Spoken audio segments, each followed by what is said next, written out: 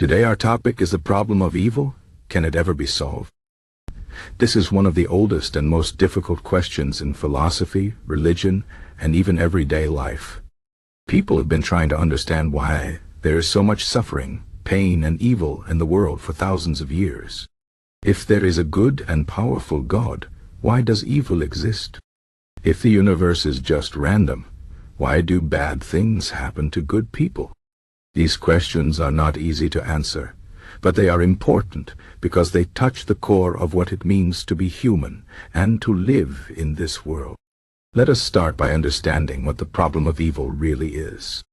The problem of evil is the question of how to explain the existence of evil and suffering in a world created by an all-powerful, all-knowing, and all-good God.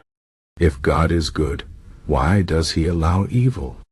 If God is powerful, why doesn't he stop it? And if God is all-knowing, why did he create a world where evil could happen? This problem has been discussed by philosophers, theologians, and thinkers for centuries. Some people say that evil is necessary for free will.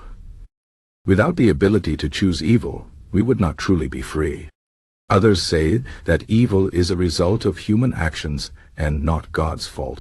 But these answers are not perfect, and the problem remains unsolved.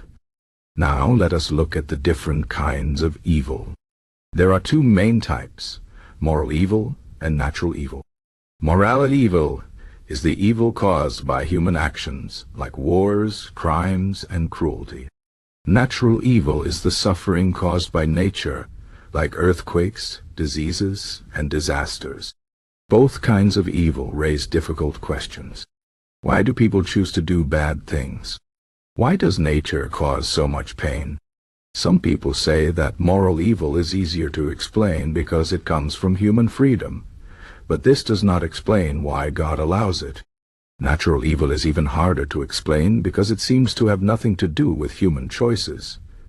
One of the most famous responses to the problem of evil is called the free will defense. This idea says that God gave humans free will, because without it we would not be able to truly love or make moral choices. But with free will comes the possibility of evil. If we are free to choose good, we are also free to choose evil. This means that evil is not God's fault, but the result of human freedom. Some people find this answer satisfying, but others say it does not explain natural evil or why God allows so much suffering. Another response is called the soul-making theodicy. This idea says that suffering and evil help us grow and become better people. Without challenges, we would not develop virtues like courage, patience, and compassion. In this view, evil is not meaningless but serves a greater purpose. This idea can be comforting, but it is hard to accept when we see extreme suffering, like the pain of innocent children or the horrors of war. Stoicism, an ancient philosophy, offers a different way to think about the problem of evil.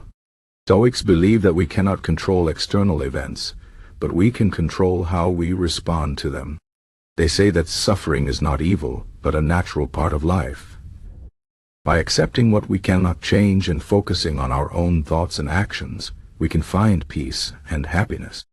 This philosophy teaches us to be strong and resilient in the face of adversity. It does not solve the problem of evil, but it gives us a way to live with it. Another important question is whether the problem of evil can ever be solved. Some people think that it is a mystery that we will never fully understand. They say that human minds are too limited to comprehend the reasons behind suffering and evil. Others believe that the problem of evil is not a problem to be solved, but a reality to be accepted. They say that instead of asking why evil exists, we should focus on how to respond to it with kindness, courage, and compassion. In the end, the problem of evil is not just a philosophical or religious question. It is a personal one. Everyone experiences suffering and loss at some point in life. The question is not just why evil exists, but how we can find meaning and hope in the midst of it. Some people find comfort in their faith, believing that God has a plan, even if they cannot see it. Others find meaning in helping those who suffer, turning their pain into a force for good. And some find strength in philosophy, learning to accept what they cannot change and focus on what they can. The problem of evil is not something that can be solved easily or completely. It is a challenge that each person must face in their own way.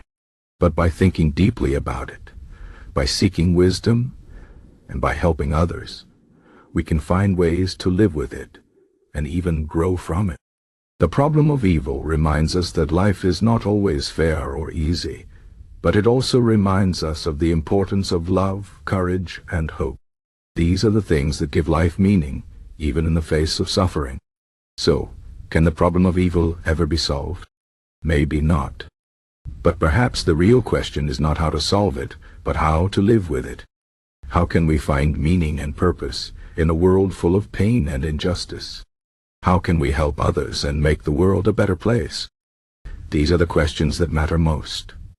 And while we may never have all the answers, the search itself can lead us to a deeper understanding of life and our place in it. In conclusion, the problem of evil is a difficult and complex issue that has puzzled humanity for centuries. It challenges our beliefs, our values, and our understanding of the world. But it also gives us an opportunity to reflect on what is truly important and to find strength and hope in the face of adversity. Whether we find answers in religion, philosophy, or our own experiences, the problem of evil reminds us of the power of love, kindness, and resilience. These are the things that help us endure and find meaning, even in the darkest times.